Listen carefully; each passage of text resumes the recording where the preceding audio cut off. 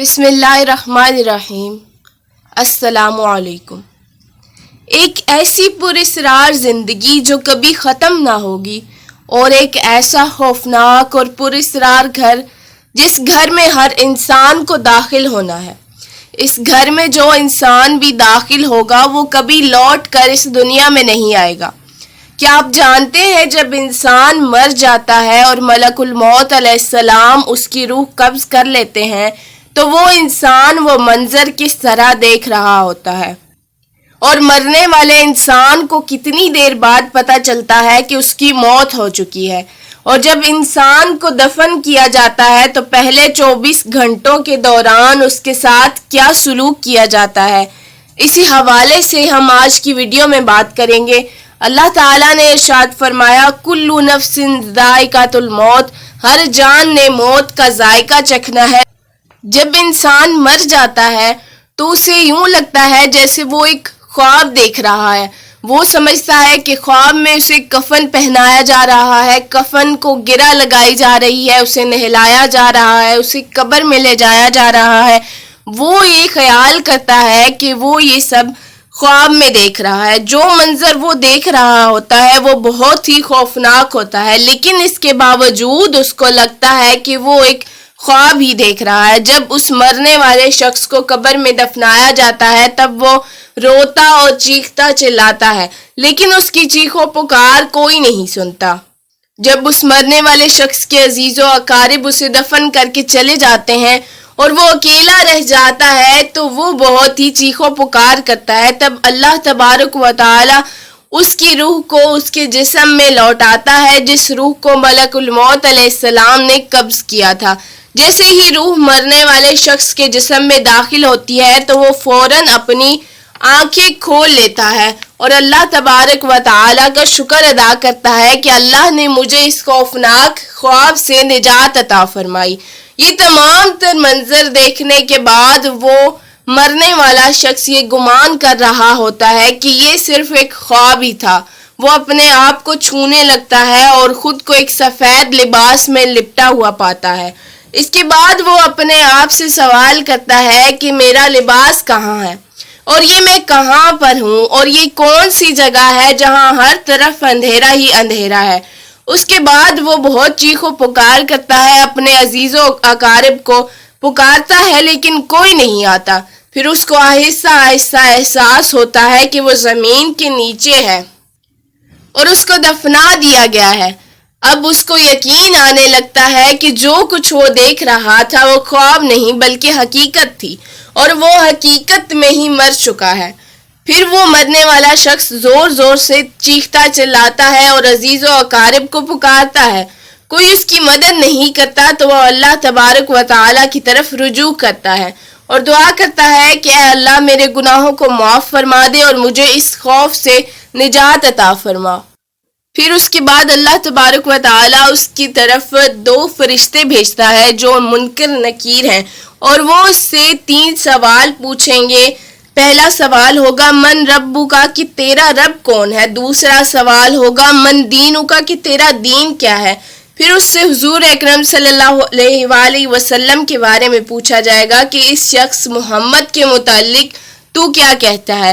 اگر وہ مرنے والا شخص کافر ہوگا اور اسے دین کے بارے میں کچھ علم نہ ہوگا تو وہ ان 3 سوالوں کا جواب نہیں دے سکے گا اور کہے گا لا ادری، یعنی میں نہیں جانتا۔ پھر اس کے بعد اس کے لیے جہنم کے دروازے کھول دیے جائیں گے جہاں سے شدید گرمی اور گرم لو اس کو پہنچے گی، اور وہ قیامت تک اسی قبر کے عذاب میں مبتلا رہے گا۔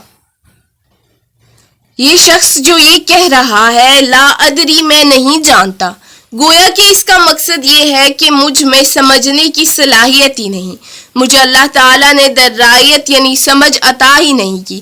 آسمانوں سے آواز آئے گی کہ یہ شخص جھوٹا ہے، اس نے تو اپنے اختیار اور ارادہ سے اللہ تعالیٰ کی ربوبیت، دین اسلام کی حقانیت اور محمد مصطفیٰ صلی اللہ علیہ وآلہ وسلم کی رسالت کا انکار کیا تھا۔ اب اس کا کہنا مجھے سمجھ عطا نہیں ہوئی تھی سراسر جھوٹ ہے۔ چنانچہ قبر کو حکم دیا جاتا ہے کہ تنگ ہو جا، یہاں تک کہ اس شخص کی پسلیاں آپس میں مل جاتی ہیں۔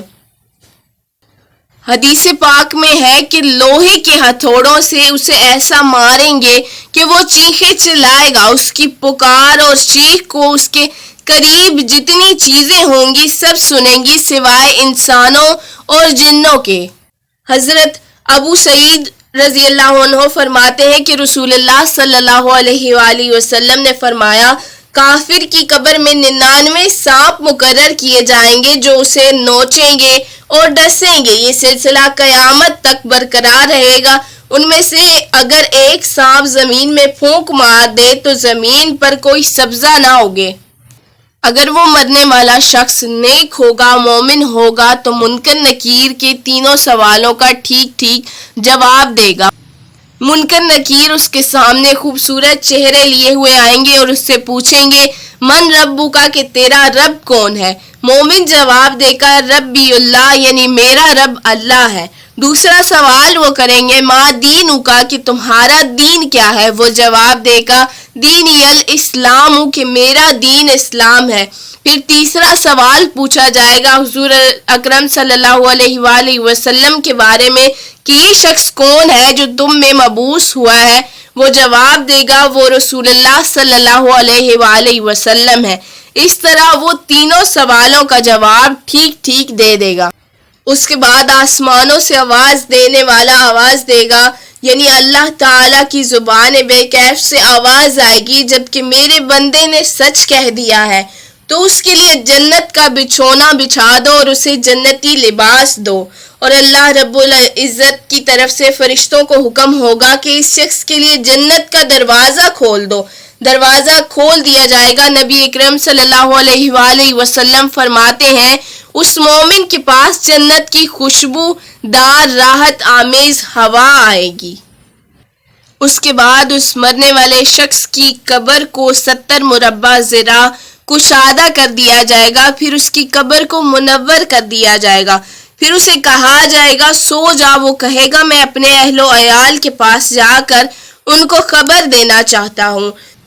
رسول اللہ صلی اللہ علیہ وآلہ وسلم نے ارشاد فرمایا، بے شک قبر جنت کے باغوں میں سے ایک باغ ہے، یہ جہنم یعنی آگ کے گڑھوں میں سے ایک گڑھا ہے۔ اللہ کریم ہمیں قبر کے عذاب سے محفوظ رکھے، آمین ثم آمین۔ ویڈیو کے حوالے سے اپنی رائے کمنٹ سیکشن میں ضرور پیش کیجیے گا۔ ویڈیو پسند آئے تو لائک شیئر کیجیے گا اور چینل کو سبسکرائب کرنا مت بھولیے گا۔ بیل آئیکن کو پریس کر دیجیے تاکہ ہر آنے والی نئی ویڈیو آپ تک بر وقت پہنچے۔ جزاک اللہ۔